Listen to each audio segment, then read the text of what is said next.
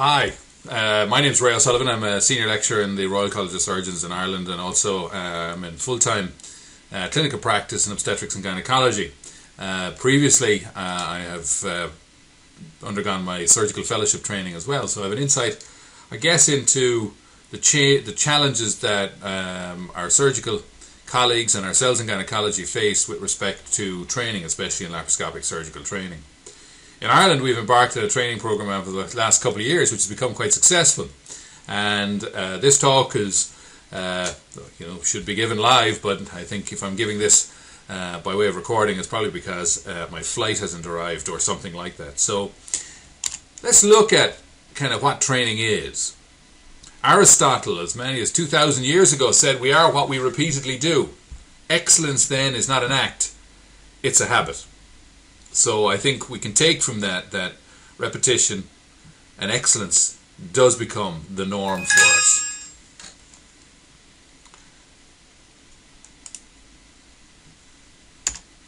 Now, what have we done with respect to laparoscopic surgical training over the last number of years?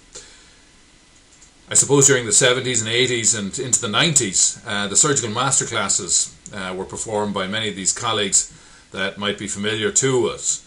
Harry Rich, Chris Sutton, Ray Gary, Kurt Sem. These are all gentlemen that came to our countries and spent a bit of time with us and enthused us with respect to laparoscopic surgery. But I suppose what we really learned was how good these guys were. We could never really come up to their standards. Things did go wrong, and occasionally we saw things that maybe we shouldn't have, and we lost some of our enthusiasm. At other times we saw things that really enthused us, but unfortunately we could not go on and repeat them. I suppose once people got confidence with some of the laparoscopic skills that were taught to us by the masters, we developed our own short courses. And I certainly was fortunate to have worked in Sydney with some of the best courses, I think, in the Asia-Pacific region and in that particular part of the world, where short courses attracted a lot of interest, and there was a mixture of dry labs and animal labs in these courses, but they were short. The skills that were required during their courses were not subsequently practiced. There was no persistence, and often the skills that were learnt were forgotten. However, enthusiasm remained, and for those that were persistent, they did go on to utilize these skills. Animal laboratories then became available, and we have them available to us in Dublin. We had them available to us in Australia, but they have a limited use. They are excellent from the point of view of tissue handling and the real feel of tissue. Patients bleed, but unfortunately they are expensive. And legislation across many parts of the world now prohibit or limit the use of animal laboratories. And I think our feeling is that, well, they're only useful if the surgical skills are already present. In the last number of years, we've seen an explosion in the number of virtual or augmented reality simulations available to our trainees. These are, expensive, but they have problems. They're low fidelity. They don't have any haptic feedback, and there aren't many of them because of the cost, and they're only available in larger teaching centres or in colleges, and access sometimes to these training methods are poor. In Europe, certainly we are challenged with European Working Time Directives. Our trainees should not be working more than 48 hours a week, and I think we cannot successfully train a surgical trainee or a craft trainee in this time. Also, there are increased numbers of trainees, and the modern consultant may not have as much experience as his predecessors by the time he did take up his final post. And unfortunately, the apprenticeship model has now been consigned to history. One of my research fellows did some work looking at 30 years of operating experience in Dublin teaching hospitals, and as you can see from the graphs here, there's been a dramatic fall off in the number of hysterectomies per doctor. And I think many of us would have agreed that 20 years ago we would have had a hysterectomy a week each to perform. Nowadays those are down to less than 5 a year, so we've gone from 50 to 5. But one thing that has happened is that the number of laparoscopic procedures has increased Also, interestingly, we're looking at the number of tubal ligations, which was a procedure that you could take your juniors through, and in Dublin per annum there would have been almost 1,500 of these done a year. These are down now to sort of only several hundred a year, so therefore the trainee is not getting huge exposure. The same graph shows at the same time the increase in the insertions in marina coils. We also decided then that with these challenges that the best way forward for training and teaching would be the utilization of courses that were longer in their duration. We also kind of decided that, well, the simulation should probably be taken home rather than just in certain locations. And we designed a course where trainees both had didactic training sessions but also acquired these skills and brought them home with their own trainer. The box trainers initially were made from simply obtained materials such as storage boxes, etc. The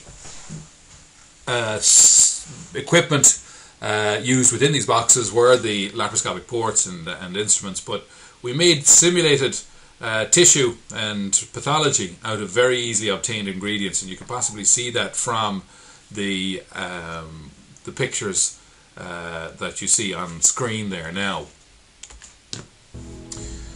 So this is our original course, small room, homemade trainers. We lectured on safety, ergonomics, and various aspects of the skills that were being acquired. We did not focus so much on procedures. Now, these were found to be very popular courses. The trainees took their boxes home with them, brought them back, set the lab back up a month later with a curriculum that was on a DVD, and as we got more sophisticated, we're on external drives, and now we have our course content uploaded on dedicated websites. I don't know if that's projecting very well, but we manufacture our own uteri, fallopian tubes, ectopic pregnancies, ovarian cysts made from simple ingredients and materials. So what we anticipate and what we attempt to do during these courses is teach people how to make the consumables, which is unique, I think, for any course in the world. So the core fundamentals of our training is that there's take-home training, there's internet backup, we see our candidates every month, we assess them monthly. We also emphasize the use of the non-dominant hand, and repetition is key, and they're allowed to do this at home. And at the end we have a laparoscopic Olympics whereby they can compete against each other for a prize, which is basically the course fee given back to them. And this has proven to be quite popular and is a little bit of fun. Here's just an outline of the curriculum that we utilize. The talks are uploaded. They're of core interest with respect to laparoscopic skills training, and the skills there are as listed. This is where we've come to today. We have a dedicated centre for our skills training, and we run courses throughout the year. This is just showing it in action. Again, very enjoyable. We usually have somewhere between 18 and 20 candidates, and we find that with 2 or 3 instructors this works very well. The course can be set up anywhere. This is the course when we set it up at the Association of Surgeons in Training in Manchester. We also have several centres up and running in the UK. This one is in Guy's and Thomas's in London. This is in their Simulation Interactive Learning Centre on the banks of the Thames in London. They have several hundred of our simulators down there, and they're ongoing, both the surgeons and the gynecologists there, with training. We also involve colleagues from industry, which is very important because we need to have talks on electrosurgical safety and also on troubleshooting issues with respect to the stack, and our colleagues from industry come in and help us with that. But we also examine this during the laparoscopic Olympics. So we think we've created a fairly robust course that does what it says on the tin. It creates an environment whereby trainees can acquire the skills to operate. It also gives them core background knowledge on their subject area. This is just a diagram of simple camera exercise to start with. We make no apologies for starting with the most basic and fundamentals of laparoscopic skills. We teach how to safely enter the abdomen, teaching the Hassan and the various entry along with other techniques. We move on to skills such as manipulation of objects using non-dominant and dominant hands, and also using both hands together. We teach them how to make their own loops from threads that are easily obtained. And this particular model shows them how to use the end loop safely. This is an appendix model. This is taking them on to suturing, and this is something that ultimately at the end of the course we expect that every candidate can do, and we take them through the stepwise process in acquiring the skills to be able to suture. As I said, we also have a website where our talks are uploaded, and they're available to everyone on the course, and these are just two of those talks that are available. Also up on the website we upload any interesting video or any interesting papers with respect to laparoscopy.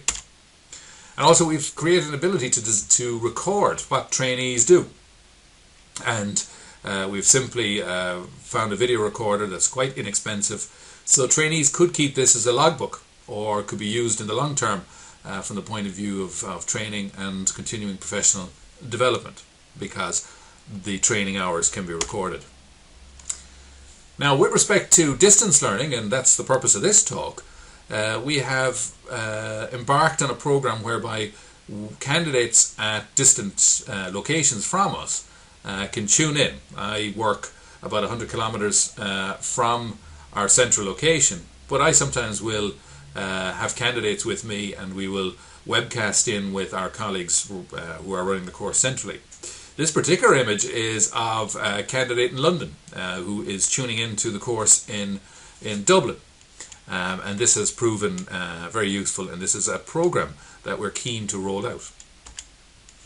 This is the front page of the website, where candidates on our courses get a username and a password to tune in or to log in, and they can access the relevant course to them. So I suppose the question always is, does this work? And we have a research fellow and fellows now who study what we are doing. So we looked pragmatically at a course with 16 participants. We performed baseline assessments on a Haptica augmented reality simulator, which gave us objective data for the metrics that we wanted to examine. We performed a baseline assessment and also at the end of the course, and the course lasts for 6 months. All our candidates completed 6 months of training, and we found significant improvements in all their metrics. This is, these are box and whisker plots demonstrating this, and these are highly significant, all of these various parameters that we've measured. So it does work, and this is in a group of people who already were performing laparoscopic surgery. So even embarking on our kind of course, we can improve the skills of those that already have acquired some laparoscopic skills. And that's what these particular slides are showing.